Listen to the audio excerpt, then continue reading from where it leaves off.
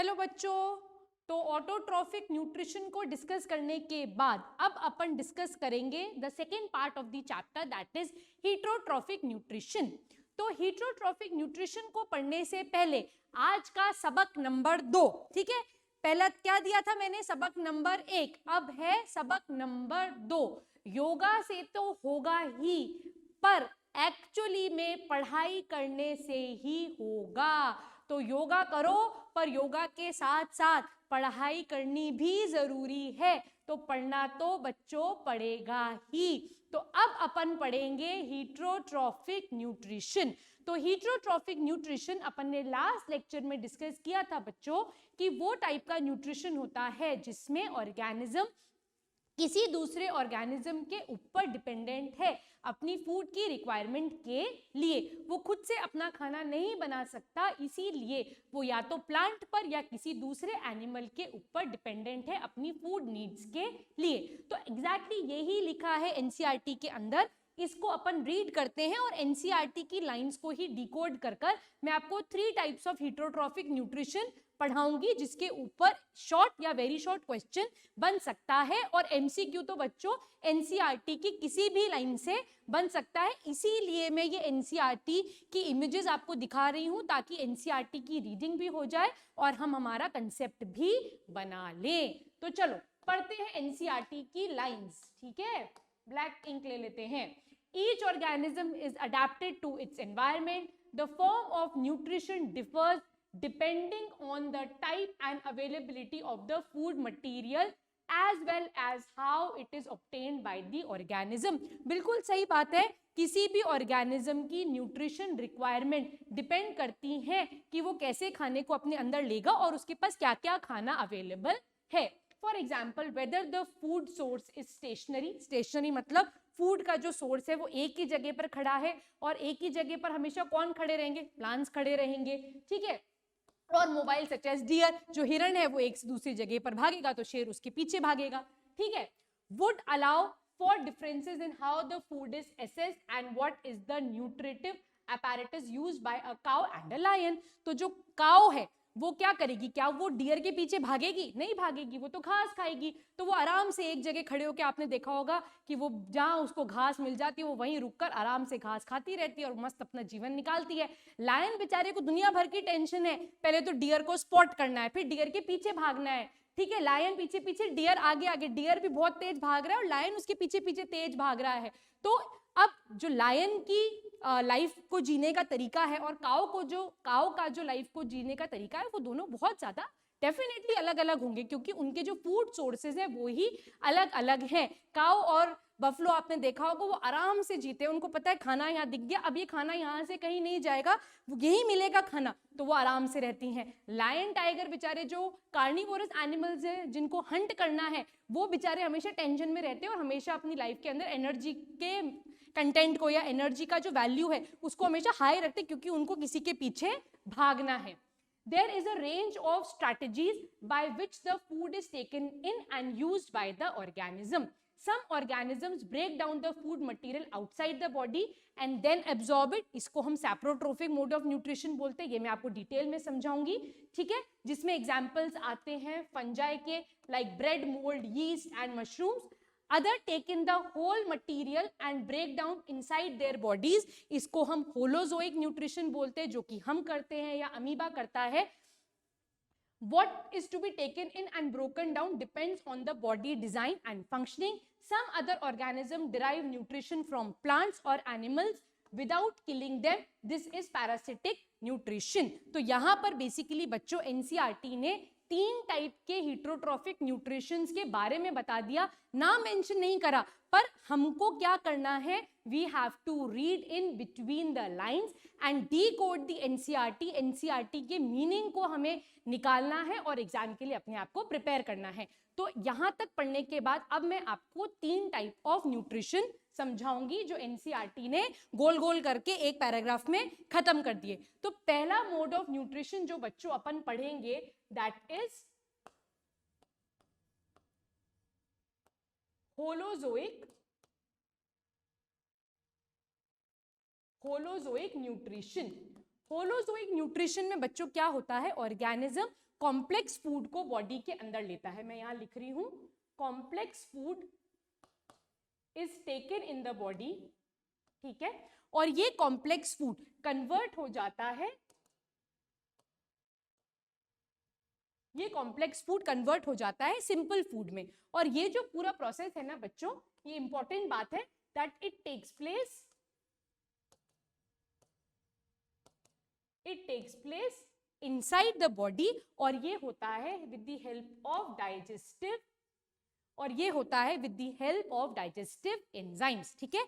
तो complex food convert होएगा simple food में, और ये पूरा प्रोसेस होगा हमारी बॉडी के अंदर with the help of digestive enzymes. और इस मोड ऑफ न्यूट्रिशन को बच्चों हम कहते हैं होलोजोइक न्यूट्रिशन। इसी को अपन डिटेल में पढ़ेंगे when we talk of nutrition in amoeba और the digestive system in case of human beings, ठीक है। अब यहाँ पर कॉम्प्लेक्स फूड को सिंपल में कन्वर्ट कर रहे हैं का मतलब है कि जो भी कॉम्प्लेक्स फूड अपन ले रहे हैं, दैट मीन्स जो प्रोटीन अपन बॉडी के अंदर ले रहे हैं वो प्रोटीन कन्वर्ट हो जाएगा बच्चों अमीनो एसिड में, जो फैट्स हम ले रहे हैं वो कन्वर्ट हो जाएंगे फैटी एसिड और ग्लिसरॉल में, और जो कार्बोहाइड्रेट अपन ले रहे हैं वो कन्वर्ट हो जाएंगे ग्लूकोज में। मतलब जिन सिंपल सब्सटेंसेस के जुड़ने से वो कॉम्प्लेक्स फूड बना था, अब वो फूड का ब्रेकडाउन हो जाएगा उसी सिंपलर यूनिट में। दैट मीन्स अगर मैं थोड़ा सा केमिस्ट्री की टर्म्स में बोलूं कि जो पॉलीमर्स हैं वो अपनी मोनोमरिक यूनिट्स में कन्वर्ट हो जाएंगे, इसका मतलब होता है complex food is converted to simple food. यहाँ पर इंपॉर्टेंट बात बच्चों जो आपको याद रखनी है वो ये है कि ये प्रोसेस है inside the body with the help of enzymes, ठीक है। अब दूसरा न्यूट्रिएंट का मेथड जो एनसीईआरटी ने बताया है दैट इज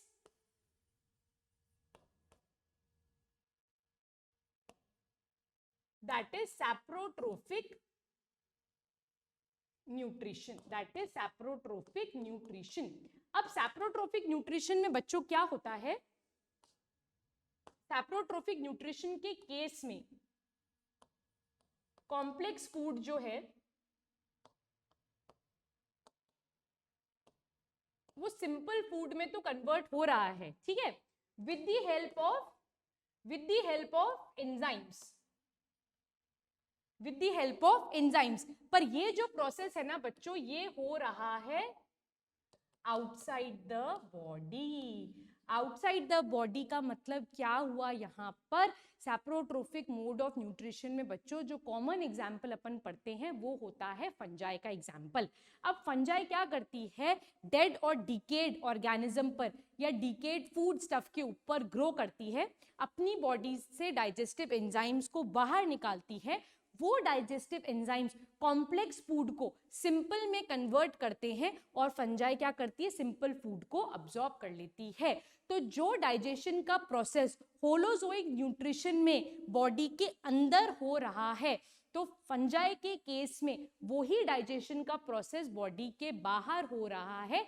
इसीलिए कुछ बुक्स में अगर आप पढ़ोगे तो सैप्रोट्रोफिक न्यूट्रिशन को एक्स्ट्रा सेल्यूलर डाइजेशन भी बोला गया है। एक्स्ट्रा सेल्यूलर डाइजेशन का मतलब होता है कि सेल के बाहर क्या हो रहा है, डाइजेशन का प्रोसेस हो रहा है। सो बेसिक डिफरेंस समझ में आ गया आपको होलोजोइक और सैप्रोट्रोफिक के बीच में। होलोजोइक न्यूट्रिशन में फूड का जो डाइजेशन है वो बॉडी के अंदर हो रहा है, सैप्रोट्रोफिक में ये डाइजेशन बॉडी के बाहर हो रहा है, ठीक है बच्चों। नेक्स्ट जो एनसीईआरटी ने लिखा है that is parasitic. Parasitic mode of nutrition बहुत ही मेरा फेवरेट टाइप का न्यूट्रिशन है, क्योंकि इसमें क्या हो रहा है ना बच्चों, ये बहुत मस्त सिस्टम मुझे लगता है। मस्त सिस्टम क्यों लगता है, क्योंकि यहाँ पर दो ऑर्गेनिजम्स इन्वॉल्व होते हैं, ठीक है। एक हो गया ORG1 नाम दे देते हैं और एक को अपन नाम दे देते हैं ORG2, ठीक है। दोनों को गोले के अंदर बंद कर देते हैं, ठीक है। अब पैरासिटिक में क्या होगा ना, एक ऑर्गेनिज्म दूसरे ऑर्गेनिज्म के ऊपर डिपेंडेंट है अपनी फूड नीड्स के लिए। देखो अब अगर अपन बात करें लायन और डियर की अगर बात करते हैं, तो लायन का खाना कौन है, डियर उसका खाना है। तो लायन क्या करता है, उसके पीछे भागता है, उसको पकड़ता है, मार देता है, खाना खाता है, बात खत्म हो जाती है, ठीक है। पैरासिटिक मोड ऑफ न्यूट्रिशन में जो ऑर्गेनिज्म है वो दूसरे ऑर्गेनिज्म को मारता नहीं है, ठीक है।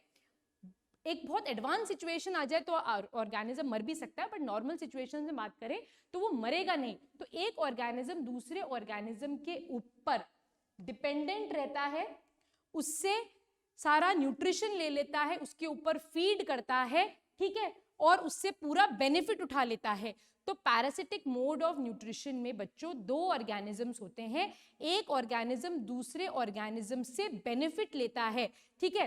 तो जो बेनिफिट लेता है वो तो हमेशा क्या होगा, प्लस प्लस पे रहेगा, और जिससे सारा न्यूट्रिशन जा रहा है वो बेचारा नुकसान में आ जाएगा। तो वो ऑर्गेनिज्म जो बेनिफिट ले रहा है, ऐसा ऑर्गेनिज्म जो बेनिफिट ले रहा है उसको तो हम बोलते हैं गेस्ट, और जिससे सारा न्यूट्रिशन जा रहा है उसको हम बोलते हैं host.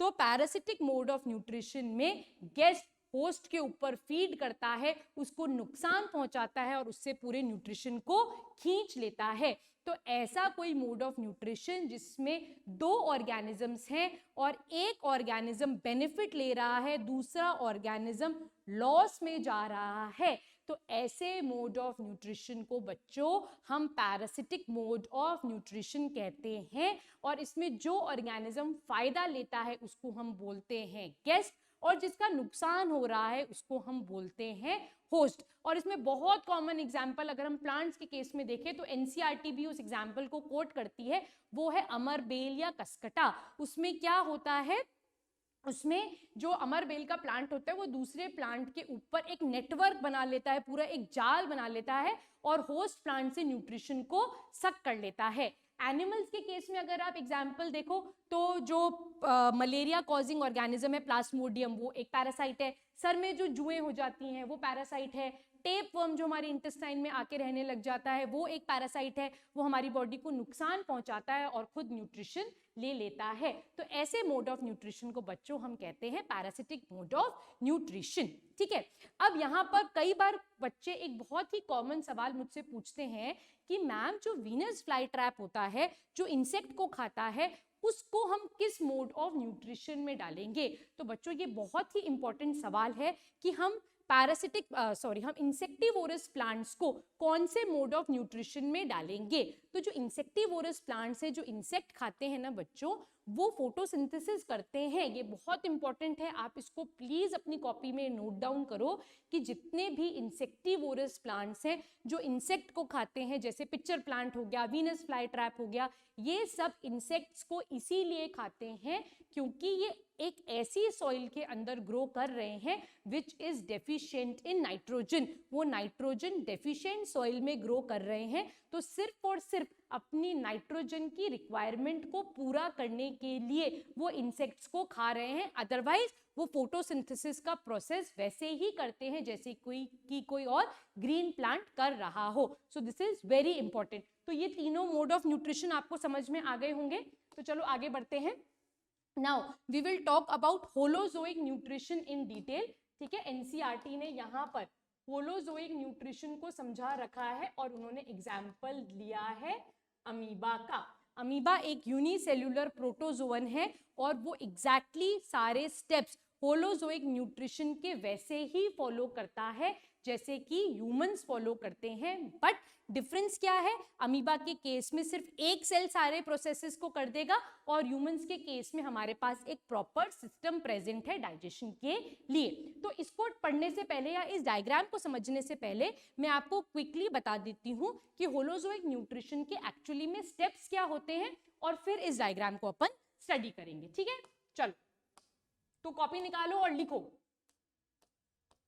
Holozoic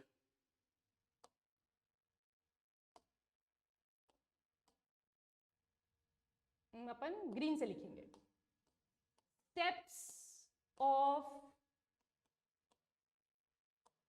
holozoic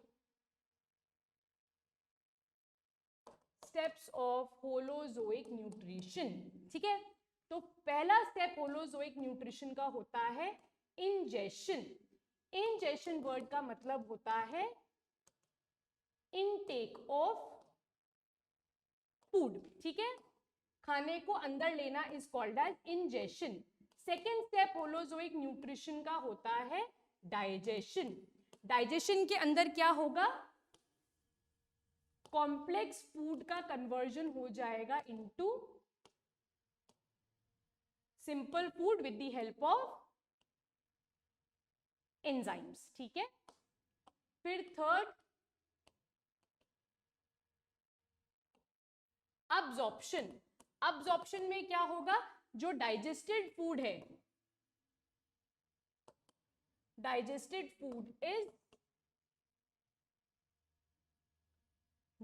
food is absorb, ठीक है। फिर नेक्स्ट क्या होगा,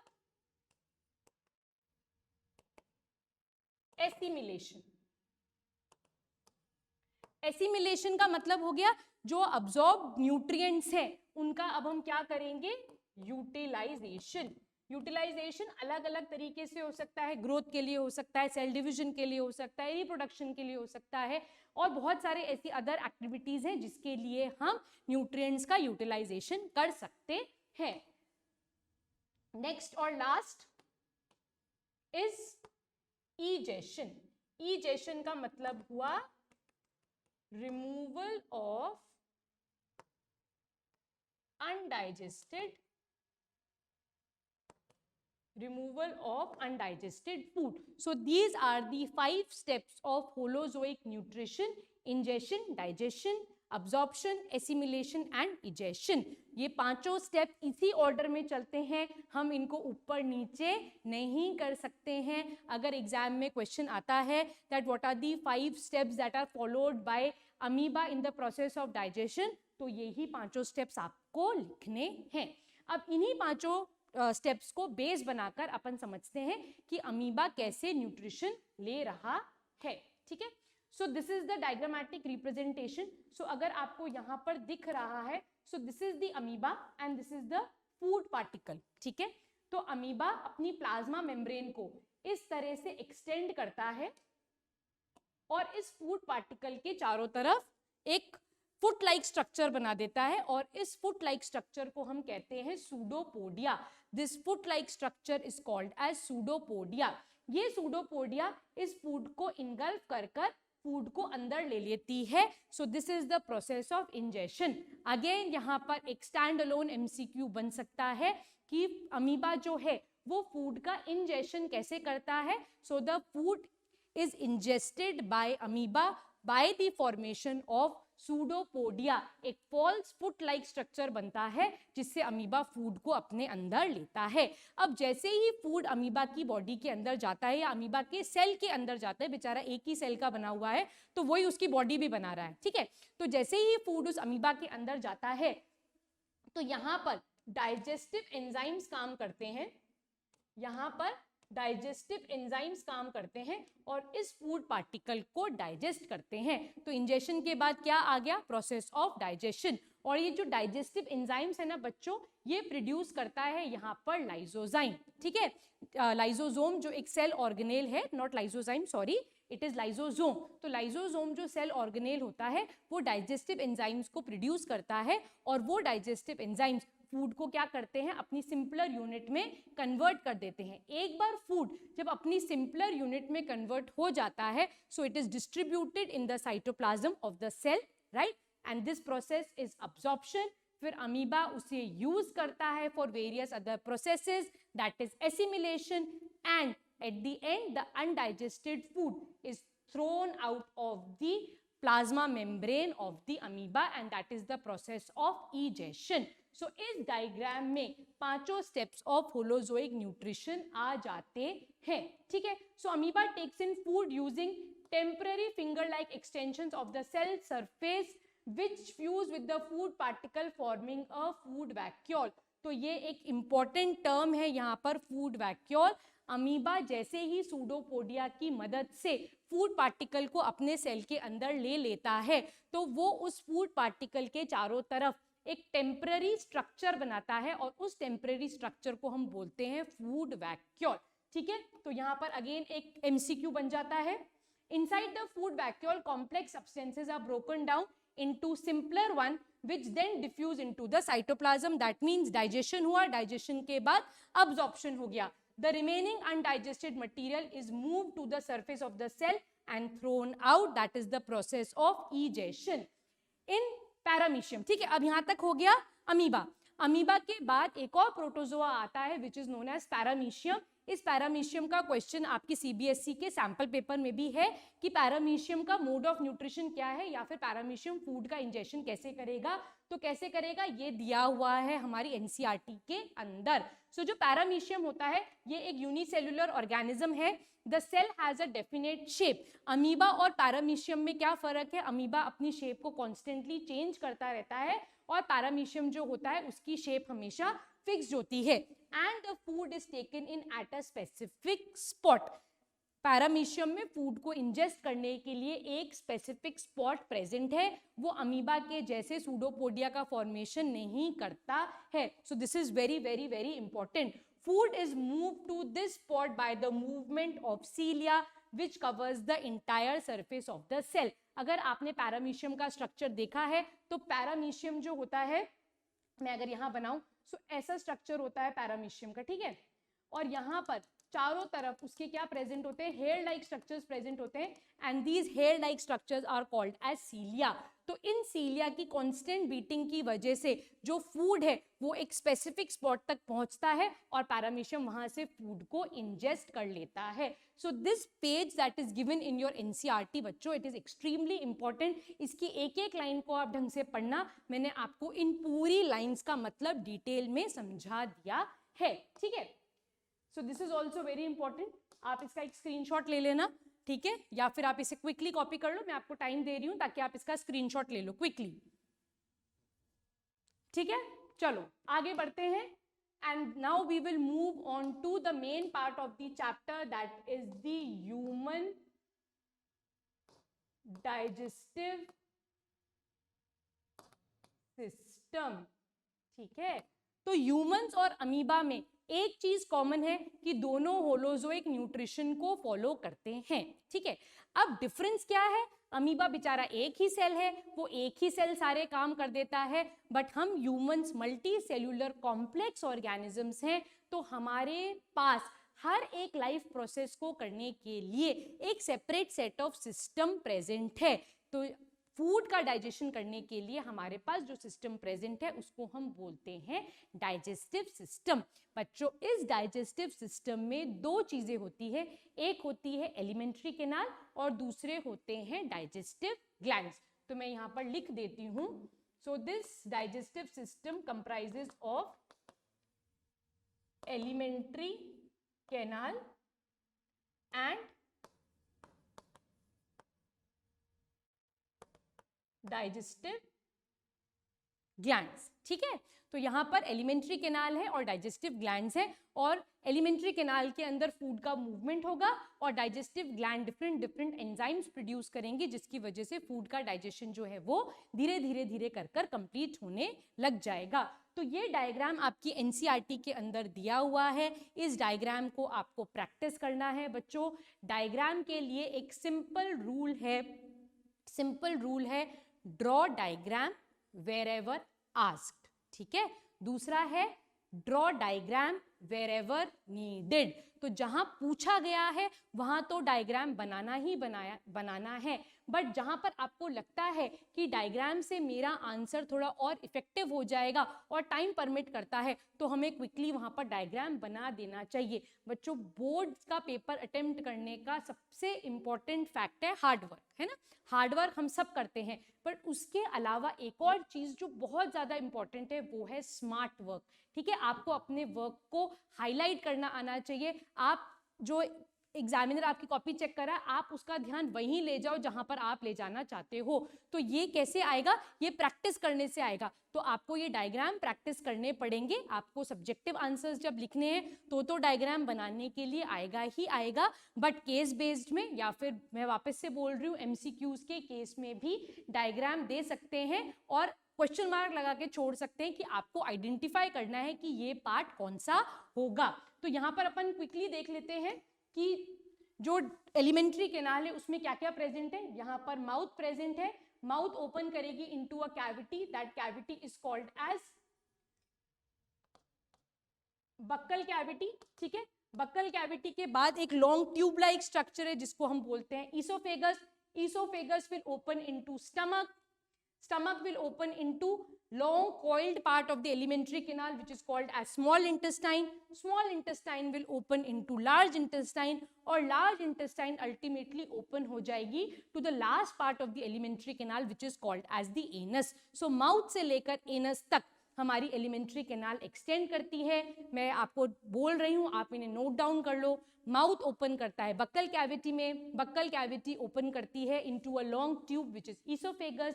ईसोफेगस ओपन करता है स्टमक में, स्टमक ओपन करती है into the most coiled and the most long part of the alimentary canal which is small intestine. Small intestine open करता है इनटू लार्ज इंटेस्टाइन और लार्ज इंटेस्टाइन ओपन करता है into the last part of the alimentary canal which is the anus. इस alimentary canal में बहुत सारे digestive glands associated होते हैं, जैसे सलाइवरी ग्लैंड, जैसे कि यहाँ पर आप देख सकते हो लिवर, यहाँ पर आप ये वाला पार्ट देख सकते हो, दिस इज दी पैनक्रियास. ठीक है. सो ये सारे डाइजेस्टिव ग्लैंड्स मिलकर फूड का कंप्लीट डाइजेशन करेंगे और स्टेप बाय स्टेप फूड का डाइजेशन कंप्लीट होता चला जाएगा और अनडाइजेस्टेड फूड थ्रू एनस हमारी बॉडी से बाहर निकल जाएगा. So this diagram is very important. ठीक है, इसके ऊपर डायरेक्ट क्वेश्चन आ सकता है that draw a well labelled diagram of the human digestive system. तो आपको एग्जैक्टली यही डायग्राम बनाना है. तो डेली 5 मिनट निकालकर डायग्राम्स की प्रैक्टिस अगर करोगे तो डायग्राम बनाने में आप एकदम एक्सपर्ट हो जाओगे. ठीक है, चलो आगे बढ़ते हैं और मूव करते हैं. From the mouth the food is taken in to the stomach through the food pipe और oesophagus. That means in case of humans, food is ingested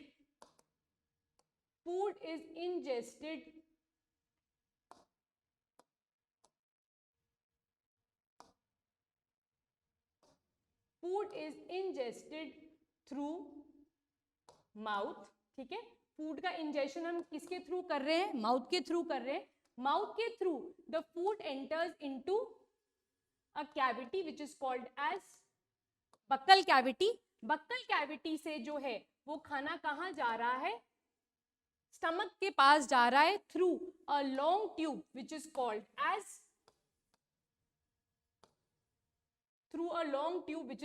as oesophagus. तो खाना बक्कल कैविटी के थ्रू स्टमक में जा रहा है with a long tube which is called as oesophagus. तो exactly यहाँ पर यही लिखा हुआ है. ठीक है, the stomach is a large organ which expands when the food enters it. The muscular walls of the stomach help in mixing the food thoroughly with the digestive juices. तो यहाँ पर बच्चों एक बहुत ही इंपॉर्टेंट फैक्ट है, आप मेरी बात से 100% रिलेट करोगे. आपने कभी नोटिस किया है जब आप सुबह सोकर उठते हो तो जो पेट होता है हमारा, जो बेली होती है हमारी, वो एकदम फ्लैट फील होती है ना. और जैसे जैसे डे प्रोग्रेस होता चला जाता है, रात तक पहुंचते पहुंचते ये पेट जो है वो थोड़ा छोटा छोटा मटके जैसा फील होने लग जाता है. करना फील, अगर आज आपने कभी ये फील करके नहीं देखा है तो आप ये फील करना. तो बेसिकली क्या होता है, जब हमारा पेट खाली होता है तो वो फ्लैट हो जाता है. स्टमक के जो फोल्ड्स होते हैं वो एक दूसरे से मिक्स हो जाते हैं और उसको छोटा कर देते हैं. पर जैसे ही हम उसे भरना स्टार्ट करते हैं, एक चीज के बाद एक के बाद एक, और एक्सप्लेनेशन क्या देते हैं, मुझे पढ़ाई करते वक्त यार बहुत भूख लगती है तो मैं तो खूब खाता हूँ, तो उस खाने के चक्कर में जो पेट है उसका तोंद बन जाता है और वो बाहर निकल कर आ जाता है. तो जो पेट बाहर निकल कर आ रहा है रात तक, ठीक है, मोटे पेट की बात नहीं कर रही हूँ मैं, उस पेट की बात कर रही हूँ जो थोड़ा फ्लैट होता है पर रात तक आते आते वो थोड़ा सा बड़ा हो जाता है. वो क्यों बड़ा हो जाता है? क्योंकि स्टमक के जो फोल्ड्स हैं जो आपस में मिक्स थे वो खुल जाते हैं, और वो जैसे ही खुल जाते हैं तो स्टमक थोड़ा सा बाहर हमको फील होने लगता है. ठीक है, अब स्टमक के ये जो फोल्ड्स होते हैं ना, ये फोल्ड्स क्या करते हैं, फूड को प्रॉपरली गैस्ट्रिक जूसेस के साथ मिक्स करवाने का भी काम करते हैं. ठीक है, तो ये बहुत इंपॉर्टेंट लाइन है एनसीईआरटी की. ठीक है, ये आप एक बार पढ़ के देख लो. अगर कोई डाउट है तो आप बताओ, मुझे कमेंट बॉक्स सेक्शन में बता देना कि अगर कोई डाउट आता है तो मैं उसको क्लियर कर लूंगी. From the mouth the food is taken to the stomach through the food pipe और oesophagus. The stomach is a large organ which expands when the food enters it. इसीलिए पेट थोड़ा बड़ा लगने लगता है जब आप उसके अंदर सब कुछ डालते चले जाते हो। The muscular walls of the stomach helps in mixing the food thoroughly with the digestive juices.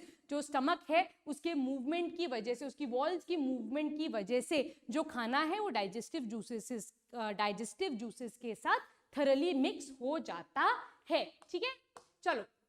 The digestion in the stomach is taken care by gastric glands। तो ये इंपॉर्टेंट बात है कि स्टमक के अंदर कौन से ग्लैंड्स प्रेजेंट होते हैं? स्टमक के अंदर गैस्ट्रिक ग्लैंड्स प्रेजेंट होते हैं, जो कि क्या करते हैं, एक बहुत इंपॉर्टेंट एसिड रिलीज करते हैं which is called as hydrochloric acid. तो यहां पर अपन लिख लेते हैं स्टमक हैज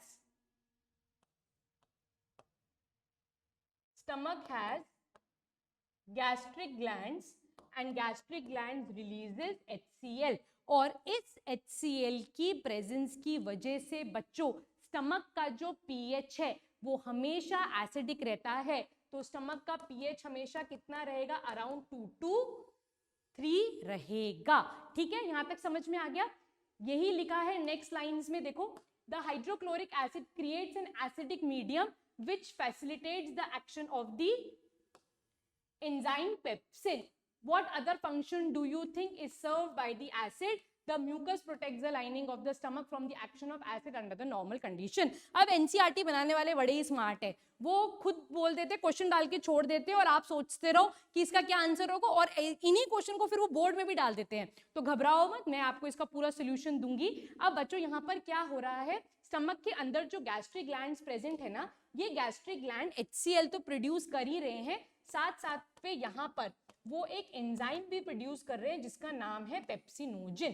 ठीक है, अब ये पेप्सिनोजन क्या करता है बच्चों, ये पेप्सिनोजन पहले एक्टिवेट होता है पेप्सिन में, और इसको एक्टिवेट कौन करता है? इसको एक्टिवेट करता है HCl।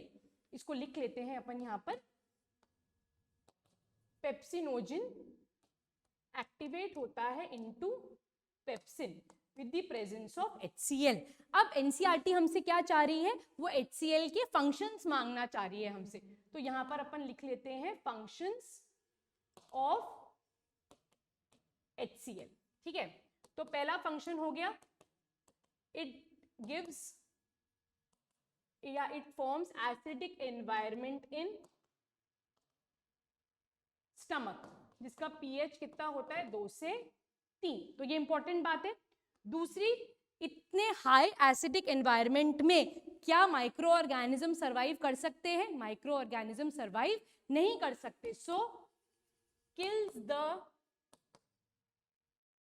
Harmful, it kills the harmful micro organisms. तीसरा, HCl का क्या फंक्शन है स्टमक के अंदर? इट एक्टिवेट्स the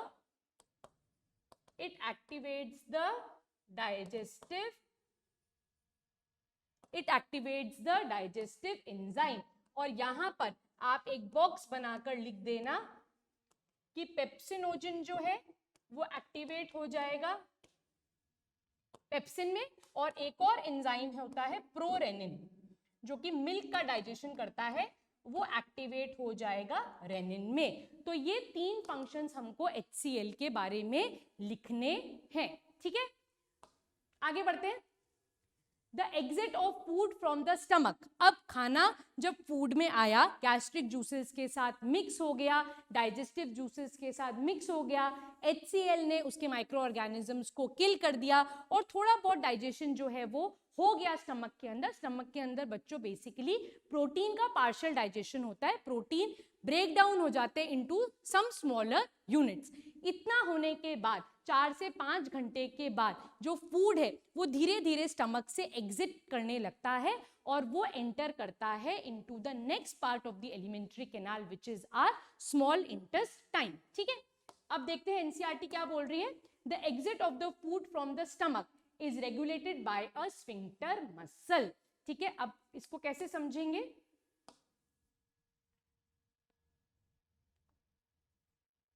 ये ईसोफेगस है, ये स्टमक है। ठीक है, अब इस स्टमक से फूड कहां जाएगा? Into the next part that is the small intestine. तो जो फूड यहां से एग्जिट होकर स्मॉल इंटेस्टाइन में जाएगा, इस ओपनिंग को यहां पर रेगुलेट कर रही है एक स्फिंक्टर मसल। ठीक है, स्फिंक्टर मसल क्या होती है बेसिकली बच्चों? स्फिंक्टर मसल बेसिकली क्या होती है? ये एक सर्कुलर मसल है, सर्कुलर मसल। और ये सर्कुलर मसल क्या करती है?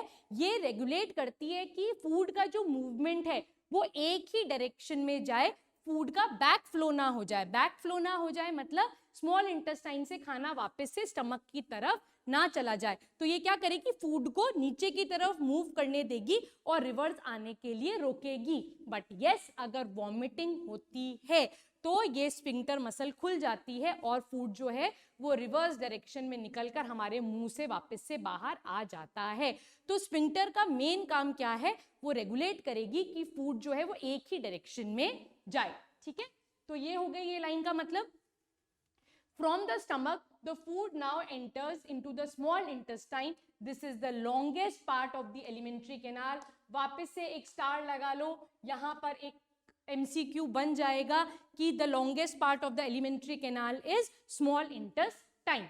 ठीक है, और ये small intestine is fitted into a compact zone, और ये एकदम कॉइल होकर एक छोटी सी जगह पर पड़ा हुआ है। इसको आप ऐसे इमेजिन करो कि आपके पास एक बहुत बड़ी रस्सी है और उस बहुत बड़ी रस्सी को आपको अपनी कबर्ड की ड्रॉर में रखना है। तो आप क्या करोगे? उसे कॉइल कर कर एक जगह डाल दोगे। तो एग्जैक्टली स्मॉल इंटेस्टाइन भी बहुत लंबी होती है, 7 मीटर लंबी होती है स्मॉल इंटेस्टाइन, बट वो कॉइल होकर एक छोटी सी जगह पर पड़ी हुई है। The length of the small intestine differs in various animals depending upon the food they eat. Herbivorous eating animals need a longer small intestine to allow the cellulose to be digested. Meat is easier to digest, hence the carnivorous have a small intestine. यहाँ से बच्चों एक बहुत important reason assertion question बन जाएगा कि herbivorous animals जो होते हैं, क्योंकि उनकी डाइट में सेल्यूलोज ज्यादा होता है, इसीलिए सेल्यूलोज को डाइजेस्ट करने के लिए the length of the small intestine is longer. पर जो मीट ईटिंग एनिमल्स होते हैं, फ्लैश को डाइजेस्ट करना इजी है, इसीलिए उनकी स्मॉल इंटेस्टाइन की लेंथ जो होती है वो कम होती है। तो ये बहुत ही इंपॉर्टेंट है। यहाँ पर 3 क्वेश्चंस बन रहे हैं। Longest part of alimentary canal बन रहा है और साथ साथ में 2 रीजन असर्शन के क्वेश्चन बन गए कि कार्निवोरस एनिमल्स की स्मॉल इंटेस्टाइन छोटी होती है और हर्बीवोरस एनिमल्स की जो स्मॉल इंटेस्टाइन है उसकी लेंथ ज्यादा होती है। ठीक है, आगे बढ़ते हैं। The small intestine is the site of complete digestion of carbohydrate, protein and fat. वापस से स्टार लगा लो, MCQ बन जाएगा कि the complete digestion of food takes place in the small intestine. It receives the secretion of the liver and pancreas for the purpose. तो small intestine के अंदर 2 डाइजेस्टिव ग्लैंड, लिवर और पैनक्रियाज, बहुत इंपॉर्टेंट रोल प्ले करते हैं। Liver अपने secretions भी small intestine में डालता है और पैनक्रियाज भी अपने सिक्रीशन स्मॉल इंटेस्टाइन के अंदर डालती है, और इन दोनों सिक्रीशन की हेल्प से फूड का कंप्लीट डाइजेशन हो जाता है। The food coming from the stomach is acidic and has to be made alkaline for the pancreatic enzymes to act. ठीक है, अब यहां पर अपन समझते हैं और फिर इसकी रीडिंग करेंगे। फूड स्टमक से अब कहां आ गया है, ये इंपॉर्टेंट है, इसको ध्यान से समझना। फूड आ गया है स्टमक से स्मॉल इंटेस्टाइन के अंदर। अब बच्चों, जो फूड स्टमक से स्मॉल इंटेस्टाइन के अंदर आया है वो फूड कैसा होगा? वो फूड 100% एसिडिक होगा। ठीक है, अब इस एसिडिक फूड को हमें सबसे पहले किस में कन्वर्ट करना है? अल्कलाइन मीडियम में कन्वर्ट करना है, क्योंकि पैनक्रियाज से आने वाले एंजाइम्स, पैनक्रियाज से आने वाले डाइजेस्टिव एंजाइम्स जो है ना बच्चों, वो अल्कलाइन पीएच पर ही काम करेंगे, वो एसिडिक पीएच पर काम करेंगे ही नहीं। एंजाइम्स की अपनी मर्जी होती है, वो एक राइट टेम्परेचर और राइट पीएच पर ही काम करते हैं। अगर आप उनके टेम्परेचर को या पीएच को चेंज करोगे तो वो तो काम नहीं करेंगे। तो एंजाइम्स को हमेशा हमें मनाकर चलना पड़ता है, उनके हिसाब से एनवायरनमेंट को हमें सेट करना पड़ता है। ठीक है, तो यहाँ पर सबसे पहले पीएच को सेट करेंगे, उसके बाद एंजाइम्स आकर काम करेंगे। तो इस एसिडिक फूड को अल्कलाइन फूड में कन्वर्ट करने के लिए बहुत सारी चीजें काम करती हैं, बट अगर हम सिर्फ 10 बोर्ड के ऊपर ध्यान लगा रहे हैं तो यहाँ पर बाइल एक बहुत इंपॉर्टेंट रोल प्ले करता है, वाटर बहुत इंपॉर्टेंट रोल प्ले करता है, और कुछ आयंस। ठीक है, तो कुछ आयंस बाइल और वाटर की हेल्प से जो एसिडिक फूड है वो किसमें कन्वर्ट हो जाता है, अल्कलाइन फूड के अंदर कन्वर्ट हो जाता है। अब जैसे ही अल्कलाइन एनवायरनमेंट प्रोड्यूस हो गया, अब पैनक्रियाटिक एंजाइम्स काम करेंगे और फूड का कंप्लीट डाइजेशन करेंगे। अब फूड के कंप्लीट डाइजेशन से क्या मतलब है कि कार्बोहाइड्रेट्स जो कार्बोहाइड्रेट्स हैं वो कन्वर्ट हो जाएंगे ग्लूकोज में, प्रोटीन्स जो हैं वो कन्वर्ट हो जाएंगे अमीनो एसिड के अंदर, और फैट जो है वो कन्वर्ट हो जाएगा फैटी एसिड प्लस,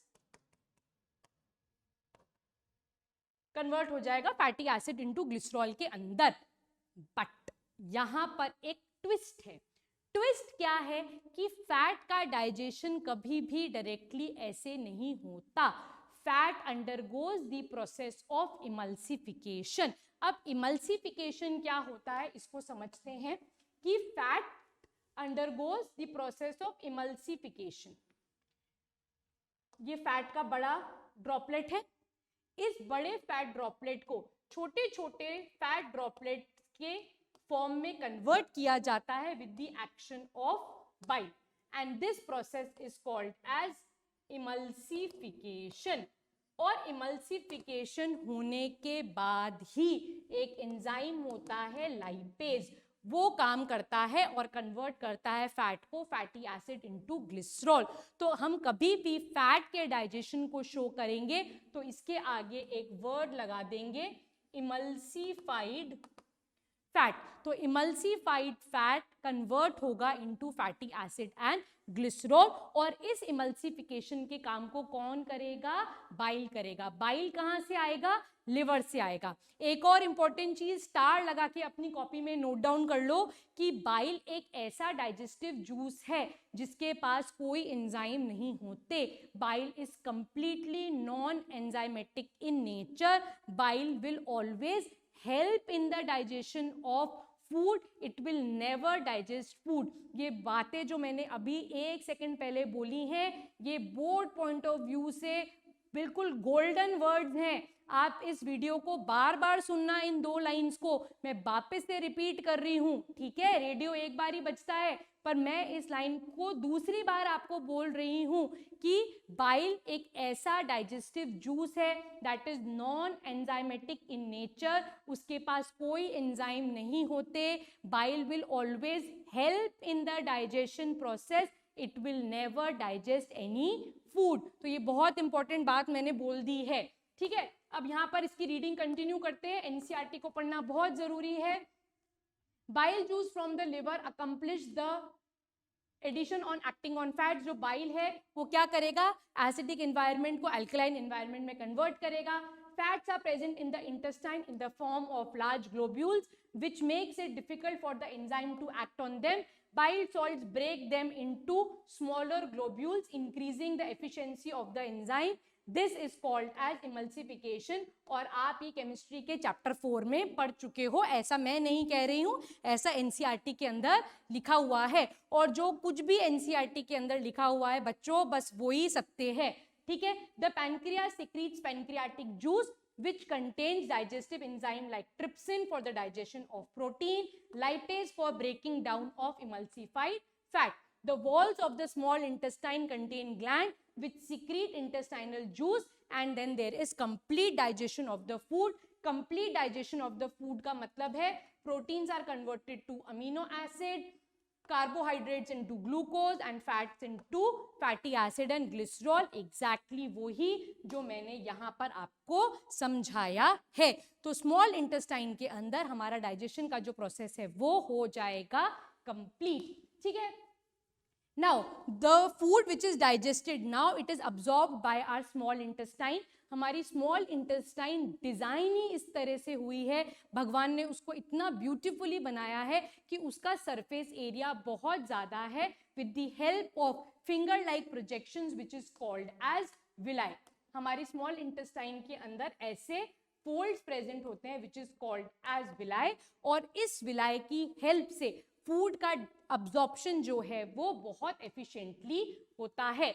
अब देखो एग्जैक्टली यही लिखा है, digested food is taken up by the walls of intestine, the inner lining of the small intestine has numerous finger like projections called as the villi which increase the surface area। यहां से भी बच्चों MCQ बनेगा, reason assertion question बनेगा, ठीक है।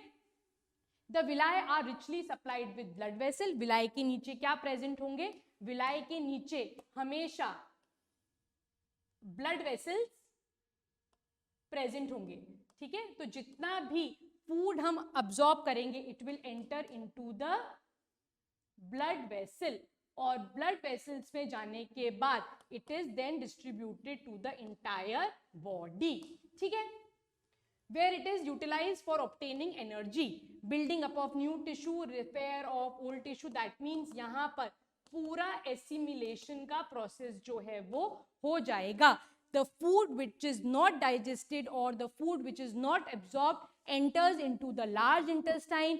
large intestine के अंदर बच्चों क्या होगा, सिर्फ और सिर्फ water और minerals का absorption होगा, and the undigested food is removed out of the body through anus। और एनस जो है it is also controlled by a sphincter and the sphincter is anal sphincter, ठीक है। तो एनस की ओपनिंग को जो कंट्रोल कर रही है वो है एनल स्फिंक्टर, और वो भी एक ही डायरेक्शन में उसको मूव कराएगी, ठीक है। The unabsorbed food is sent to the large intestine where its wall absorb more water from this, the rest of the material is remove from the body via anus and the exit is regulated by anal sphincter। समझ में आ गया, पूरी NCERT पढ़ ली, पहला life process nutrition अपन ने क्या कर लिया है खत्म, जिसमें ऑटोट्रॉफिक और हीटरोट्रॉफिक न्यूट्रिशन दोनों की समरी अपन ने देख ली है, और साथ साथ में एनसीईआरटी की रीडिंग कंप्लीट कर ली है, ठीक है।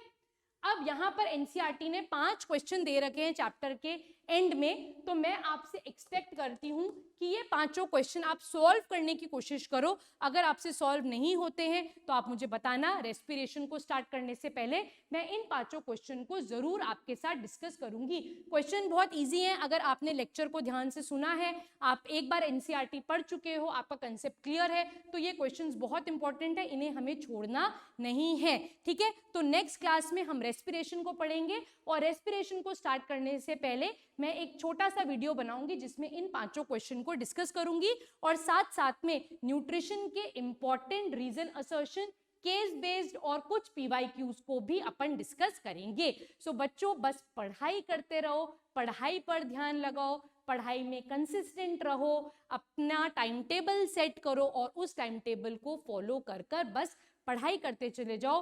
बोर्ड्स आने वाले हैं, ये जो 10th बोर्ड्स हैं बच्चों, ये आपका लाइफ डिसीजन का एक मोमेंट होता है, ये बहुत इंपॉर्टेंट एग्जाम है। ये इंपॉर्टेंट एग्जाम क्यों है, क्योंकि पहली बार आप एक नेशनल लेवल पर इतना बड़ा कंपटीशन फेस करोगे। स्कूल में कंपटीशन फेस करते थे, कितने 60-70 बच्चों के बीच में कॉम्पीट करते थे, बट अब ये नंबर इंक्रीज हो जाएगा लाखों बच्चों में। तो अब लाखों बच्चों में हमारी क्या पोजीशन आती है ये डिटरमिन करना बहुत इंपॉर्टेंट है। इसके लिए सिर्फ एक ही मूल मंत्र है, हार्ड वर्क। तो हार्ड वर्क और कंसिस्टेंसी के साथ पढ़ते जाओ। तो मिलती हूं मैं आपको नेक्स्ट बायोलॉजी लेक्चर के साथ। प्लीज टिल देन पढ़ाई करो, and please do follow our Telegram channel also, जिसका लिंक डिस्क्रिप्शन बॉक्स में मेंशन्ड है। बाय बच्चों, ऑल द बेस्ट।